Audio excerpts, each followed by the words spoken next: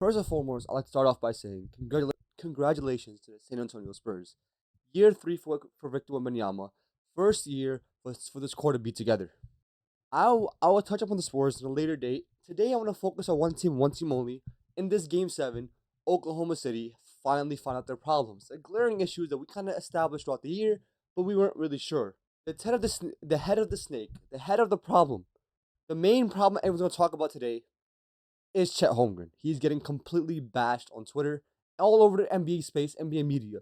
He had piss running down his leg every time he saw this 7'5" Frenchman. It's like he was seeing nightmares. He couldn't stand the idea of seeing Victor Wembanyama any given moment on that court yesterday. He was a scared little cat and he didn't know what to do. Every time he had the ball, he passed it up. He did not look like he looked like that the moment was bigger than him. 2 shots. He took 2 shots in 33 minutes. 2 shots in 33 minutes. Kenrich Williams played 4 minutes and 20 seconds and took more shots than Chet Holmgren. The issue isn't the fact that he wasn't making shots. If that was the case, like, hey, he's not scared of the moment. At least he was trying. But he wasn't trying. He was just out there shooting for the fucks of it. He was out there just doing cardio. Chet Holmgren looked disastrously terrible last night, and OKC now has a glaring Chet problem. Because you can't rely on him in big games. This entire series, he was bad offensively. Going into this game, he was averaging less than 10 points. He's probably down to almost 9 points per game in this series. You know how terrible that is for a guy who's not getting paid? Hold up. After this season, his contract extension kicks in. He is now only making, hold up, let me zoom in for you guys. Y'all seen this? So this season, Chet's making $13.7 million a year. Next year, 41.5. The following year, 44.8. Following year, 40. It's going up to $54 million a year, almost 55. Almost $55 million for a guy who is clearly not worth that money. OKC has to now think long term about Chet Holmgren because making $54 million, $41 million starting next year for a guy who has pissed run down his leg is a scary sight to see. But might be saying, oh, this is only year 3 for Chet. Can't he grow? He is 24 years old. 24. He is not 22 like Vic is. He is 24 years old. How much time, how much grace can we give a guy that as time and time again has showed that he is scared of the moment? Chet Holmgren, you might not be an Oklahoma City Thunder going into next season. I think a lot of people with Dub getting injured this entire year were like, hey, they're going to trade Dub for Giannis. I'm starting to think otherwise. I'm starting to think that they might go an entire different direction and try to trade Chet for Giannis. Only because that you need a secondary creator next to Shai, and Dub is that. Chet clearly isn't that scoring option, especially with Dub and AJ Mitchell being out, and they needed someone to step up, and it clearly wasn't Chet. I don't know, maybe OKC takes a flyer and banks on the fact that he'll be better next season next to Giannis and then trade Dub for Giannis. But only time will tell. I am wearing this shirt only because I don't have a Spurs shirt. And I know you were saying, why am I wearing OKC championship shirt? Or that I could find. But I don't believe that this team as constructed right now is going to be the same team. The second person I like to blame for this entire OKC collapse, is Luguentins Dort. Dort, you are the most, and I say the most, dynasty starts after you player I have seen in a while. Since Josh Giddey. Because goddamn it, Lou, what the fuck are we doing? Like, in times of this game, you looked unplayable. And we knew going into this that you were going to be unplayable in this game. The Spurs were willing and to die by you shooting anything the fuck you want. You went 0 for 9 from 3 just the other game. 0 and 9. Why are you taking 9 threes in the NBA game? You're 1 of 9. My bad. You're 1 of 9 from 3. Why is Lou Dort taking 9 threes in the NBA game, and then this game he was unplayable? He couldn't do anything properly on the NBA floor. I'm really curious. How many minutes did Lu Dort play? Lu Dort in this game played 15 minutes and 50, almost 16 minutes. He was 1 of 4 and 1 of 3 from 3. -9 on the court. And he had almost more fouls than points. He was, generally speaking, he looked unplayable on this court. I'm going to go down the list because it's crazy. The next person I was going to talk about is Isaiah Hartenstein. The one game where they needed his floaters to be automatic, they just weren't. He was missing floaters. He wasn't grabbing boards. It looked like a travesty.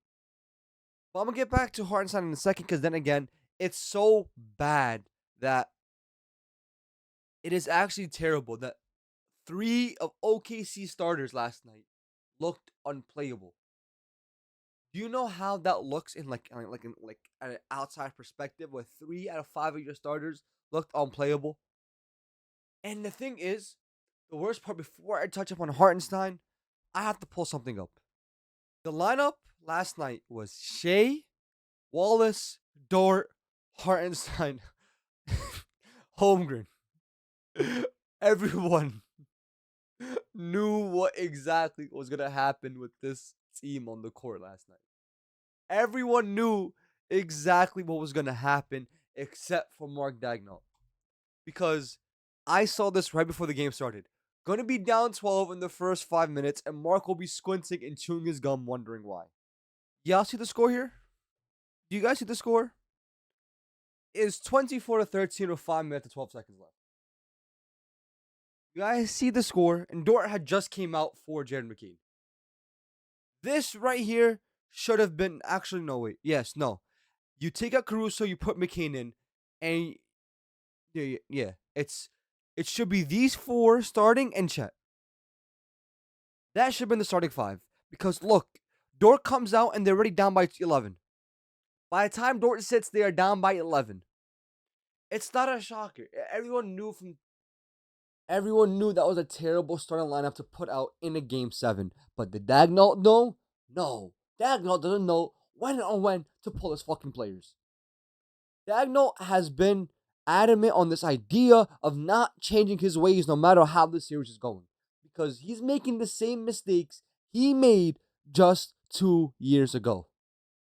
And I think that Daigneault has been hiding behind the fact that he's had an all-time defense, and no one has really talked about the fact that Mark Daigneault is not a good NBA coach. He's a borderline top 10 coach. Borderline, if that. Because he's proven time and time again that he is not willing to change, he's not willing to adjust. And that shows in crucial game scenarios. Mark Daigneault has proven time and time again that he is not willing to change. He made the same mistake in the 2024 playoffs. Against the Dallas Mavericks, he left PJ Washington open over and over and over again to the point where he was looking like the best player in that series because he shot 57% from 3. Hey, he shot otherworldly from 3. But listen, want to know why? Because he was open majority of the time. And he made that same mistake against the Spurs team. Keldon Johnson started off the fourth quarter and hit back-to-back threes because he was wide open. But listen, if you're Daigneault, like, oh, he was 0-3 before the fourth quarter. But yeah, eventually, if he got enough shots, he was going to fucking hit. And guess who else? Oh yeah, Julian Champagnie, who is, statistically speaking, one of the best 3-point shooters in the league, was 6 of 10. And majority of those, guess what? Were open threes because y'all refuse to stop helping off the corners. There isn't a fucking Luka Doncic on the court. There isn't this absurd inside finisher on the court who's driving to the basket on every single possession. Victor Wembanyama shot 5 threes in this game out of his 15 shots. He took 5 threes. You coughed it up. Hey, he made 3 out of 5. You live with that. But Julian Champagnie was 6 of 10 from 3. De'Aaron Fox was 3 of 7 from 3. Dylan Harper was 2 of 3 from 3. And at some point, when you look yourself in the eye, like, oh yeah, we should probably stop conceding these fucking 3-pointers. Daigneault doesn't want to listen. Hey, Daigneault. Hey, look at me. It took you so long to realize Hartenstein looked unplayable from start to finish in this game. He was a -14. He was a -14 in the 20 minutes he played. He was unplayable. Hartenstein should have been iced out the game like he was in game 1. Lou Dort, 15 minutes was way too much. He should have played at all. Those are two guys who should have played. Duke only playing 25 minutes is a travesty. Jared McCain playing only 23 minutes. Also a fucking travesty. I understand you love Lou Dort. Jared McCain has been better in this series. Objectively, no, fuck that. He has been the better player in this series. But you want to come up here and keep playing Lou fucking Dort. And it took you up to the last minute to minute and a half of the game to take Chet out and put in Jared McCain. The only players, you guys see who the players that show up tonight. It was Shai had his best offensive game of the series. Congratulations, Shai. It took you 7 games to finally wake up. It took you 7 games to show us why you're the MVP. It took you 7 games to stop the flopping and the fucking flare. It took you 7 games to stop the flopping and just take normal jumpers. It's when Shai stops trying to flop and just put the ball in the basket, he is one of hell of a fucking player. But holy Shai, it took you 7 games to realize that you need all the flaring and flopping to really put the ball in the basket. And there's actually a play about Jared McCain that really pissed me off. Let me see if I can find it real quick. Play happened after, you guys remember when McCain threw Vassell onto the ground, right? So now this is how McCain tries to get the possession back. Well, watch for Jared McCain. Watch him. Look. Falls to the floor. Mind you, OKC's going on a run right now. It's a 2-point game. Going on a run. He just falls to the floor and hope for an offensive foul. We can look at this in real time. Look. No contact. This isn't enough for you to just fall to the floor. He falls. Champagne open 3. 5-point game. It's shit like that what comes to Jared McCain, especially in this Thunder series a lot, where he was just flopping and flaring. He was just flopping, throwing himself to the floor, grifting for no fucking reason. He was never like this. For God knows why he just started doing this when coming to OKC. It's not a coincidence. This is why they lose games. This could win or lose them games. And in this series, I think it's lost them a lot more than they've won. Because in things like this, that was a crucial possession there. If he doesn't just fall to the fucking floor and hope for an offensive foul after just giving up an offensive foul on his end after throwing himself to the floor, you don't get that. That doesn't happen. But does Jared McCain care? Fuck no. He fell to the floor, hoping for an offensive foul, and he gave up a 3. There are so many things you can say about this game, but it all boils down to the fact that OKC has some big changes to make. I'm going to make a video about what I think the Oklahoma State Thunder should be making in the next coming days. I want to congratulate San Antonio Spurs. I'm making a video before the finals start, previewing the finals, and kind of talk about what I think will win. And what I think this series will end up actually going. That will come in the next couple of days, probably Tuesday. Either Tuesday or Wednesday before the game starts. And as always, go hard on them dudes. Salute.